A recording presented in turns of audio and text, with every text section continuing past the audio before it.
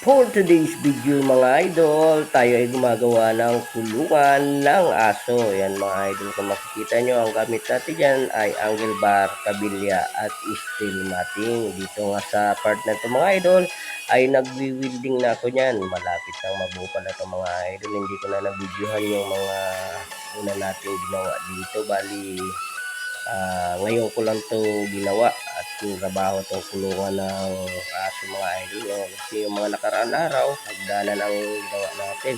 Ayan. Kaya ito na, tingnan nyo at panoorin natin sabay-sabay mga idol. Tara, let's go!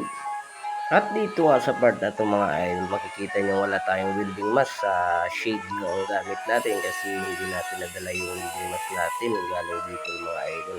Kaya shade lang ang gamit natin dyan. Kaya yung mga magre-react, pasensya na po mga idol kasi ito lang, sa kaunti lang naman ang ginagawa natin pag-building dito sa Maynila mga idol.